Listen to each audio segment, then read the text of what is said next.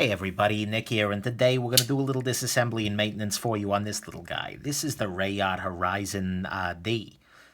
No, C? It's some letter or another followed by Reate Horizon, a following that is. Right now the knife's in pretty good condition, in that we've got the centering is maybe slightly favoring the show side, no big deal there.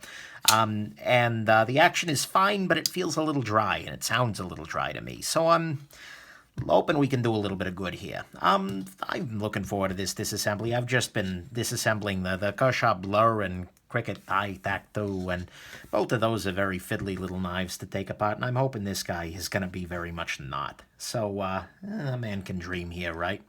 Let's go ahead and take off the handle screws first. There we go. Pop that out. Oh, that's nice. Nice big bit here, D8 Torx on the top for the handles. May this be quick and easy and straightforward. Like I said, there's a paradox. A lot of people look at, will say things like, Nick, how can you take apart an $800, $900 knife? Aren't you scared? Isn't that concerning? But it turns out that the expensive knives tend to be better made and thus a lot easier to take apart. So, yeah, that's an improvement. This is a free spinning pivot, so I'm actually going to use another bit on the other side here. Let's see, that's T8, and it's a T10 pivot, by the way. T10. I'm going to go ahead and kind of secure it on this side, hopefully, and then turn over here. Come on now. There we go.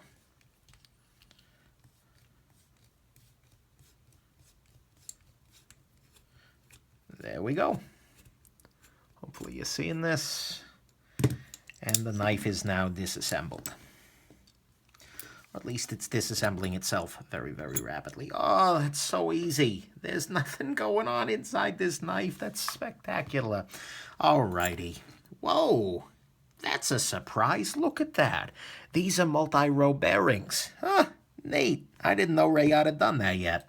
So the multi-row bearings thing is, well, Shirogorov is best known for it. It's Shirogorov Knives, Russian knife company. But, I hadn't seen that Reate was doing that. So that's nifty. Does it make a huge difference? No, but the effect that it ends up having is that the blade is actually better supported because the blade is being held from a wider area. With bearings, the blade should only be touched by the tips of the bearings. If you only have one small row of bearings, there's a little less support there. But on this guy, there's a little bit more, and so each bearing has a little bit less force. It's kind of a nice little idea, nice thing here. So, it's one of those things that practically, does it actually matter? No. Is it a nice thing to see when you pop open a knife? Sure is. And it's probably going to lead to some improvement in the action here. This guy is actually not as dirty as I thought it might be, but it is certainly dry. So I'm still going to be able to do some good here. Well, there. Just wiping this out. I'm right now using a little cleaning patch and then some rubbing alcohol, 91% isopropyl. And looking at this pivot here, I'm seeing some pretty heavy evidence of some sort of a permanent thread locker.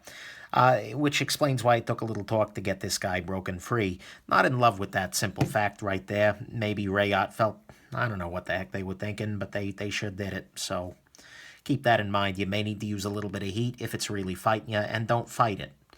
If you're really having trouble getting this knife to come apart, particularly in the pivot area, use the heat. Don't try and fight it here. All right. Just trying to use this little cloth combined with this little watch spring bar tool oiler guy to pick up some of the chunks of the thread locker out of this pivot here. There we go. Pop that out, beautiful. I'll clean the bearings in a second here. I'll grab a new patch, why not? Here we go. A little bit more booze. I'm going to clean the threads here.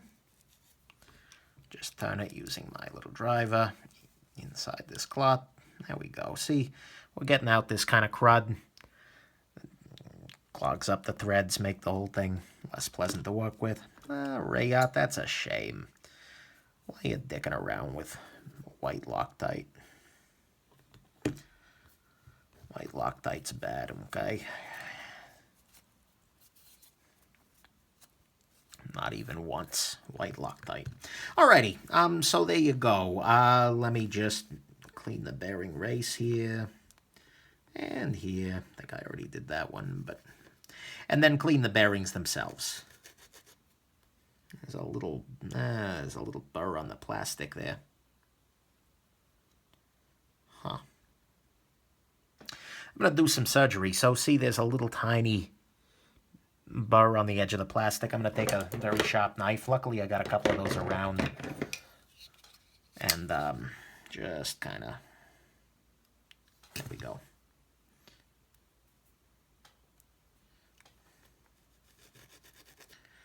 Still got a little bit of it, but only on that one side. It's the problem with injection molded sorts of bearing cages. It's very easy for there to be those little inconsistencies. Yeah, still right there. Very carefully.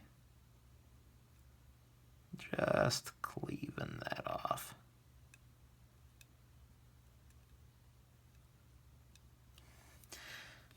Days like this make me think maybe I had a potential alternate career as a surgeon. There's a joy there. Because all I'd be doing is disassembling and maintaining humans. And putting them back together is always the trick, I imagine. Anyways, that's a little dark, but hey, keep up the good work out there, surgeons of the world. So we are, I'll wipe down the stop pin. Why not? Right. There we go. Okay. So, let's go ahead and put this little guy back together. Step number 1 here. I'm going to put this guy back together using 10 weight nano oil. I'm going to put a little bit of it behind this bearing race here. Not so much because it's necessary for there to be any lubrication, but it's never a bad idea to have a little bit of oil behind steel. So I'm just going to spread that around there. Then I'm going to put a little bit of lubrication onto the bearing race itself here. And then I'm going to pop the pivot through, and before I do that, I'm going to put a little bit of lubrication on there.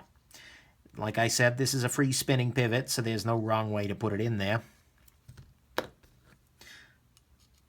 So, and by putting in that little grease on ahead of time, not only am I putting a little bit of grease underneath the pivot on this side, but I'm also distributing that grease evenly around the outside of it. So, these washers have a very distinct side to them. This side has the injection molding parts, and this side doesn't. This is smooth. This has the roughness. So I'm going to go ahead and put the smooth parts up against the blade. And then I'm just going to turn this a little bit and hopefully coat the bearings themselves with a nice coat of the oil there. Can't hurt, might help. Is that clean? Yeah, that's good. Put a little bit of oil on the tent ball. And on the detent ball hole. This detent ball hole is hollow here, so I can't fill it up or anything, but I'm just going to do that. It almost looks corroded inside this detent ball track, but maybe I'm just making that up. Could just be normal wear. Whatever. That's better. Okay, so there's that. Now, I'm going to go ahead and I'll hold off on the stop pin for the moment. Only issue is once you put in the stop pin, the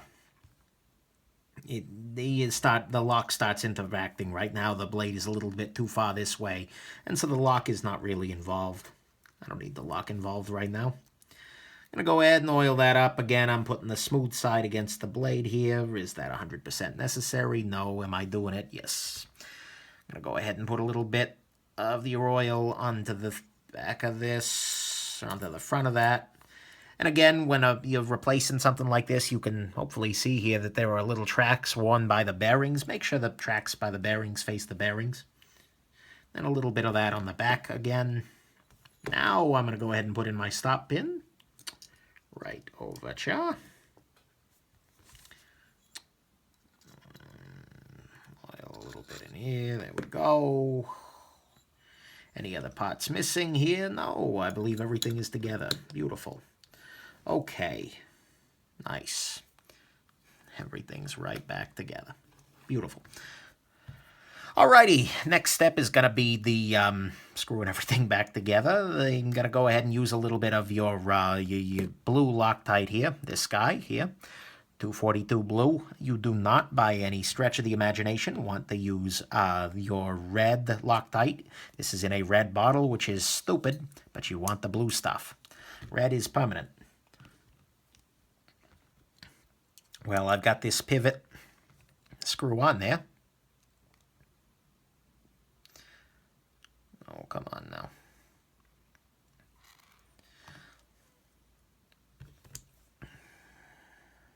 I'll just go ahead and start by screwing this in a little bit. I'm not going to go full down yet because I don't have everything else in there, but I just want it enough that it's not going to come falling apart. Now I swap over to this smaller bit. No, this is too small. That's from the last knife. I need a T8 bit.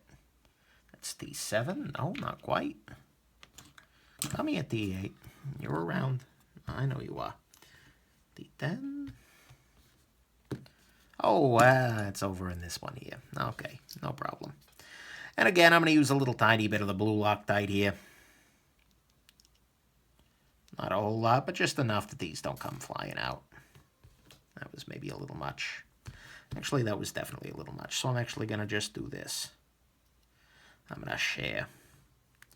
Sharing is an important lesson, kids. And adults, for that matter.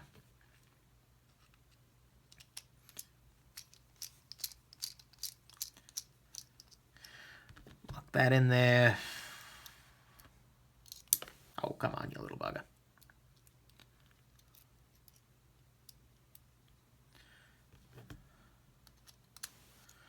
That in there. No need to take off the clip right now, or frankly ever. And since I've got Loctite from the other guy, I'm just going to do that. And that's in. Case closed. Go ahead and tighten these down. It's a Reate. The tolerances should be good enough. I don't have to dig with centering. God, this knife is a pleasure relative to some of the other things I've just been dealing with. Okay. Pardon me. Wow. T10 on this side. T10 on this side. I'm going to go ahead and stash the blade for the moment. Gonna brace on this side, turn on this one. There we go. That's much nicer. I'm gonna start off by locking it down pretty fully. Oh, heck yes.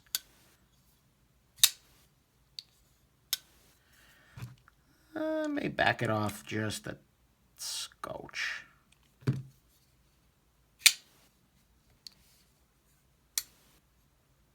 Centering is perfect. Zero blade play. I'm going to see if I get any gain in the action by backing it off a scotch more here. A scotch, of course, is a highly scientific unit of measurement, corresponding to approximately 1,000 milliscotches.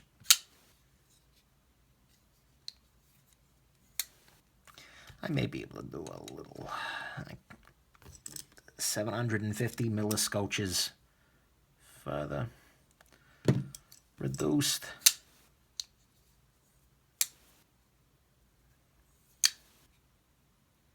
I don't actually think that's helping us any. I think this is really meant to be run at full tension. So there we go. Yeah, beautiful. Action on this is great. That was pretty straightforward. Luxuriated in it a little bit, but hey, why not? Great knife. It's not a full review yet, but it's pretty impressive. And way more fun than reassembling a Kershaw, that's for damn sure. So anyways, hope this has been interesting to you, that you got at least 300 milliscotches of entertainment out of this review. And that you, most of all, have yourself an absolutely wonderful rest of your day. Bye now.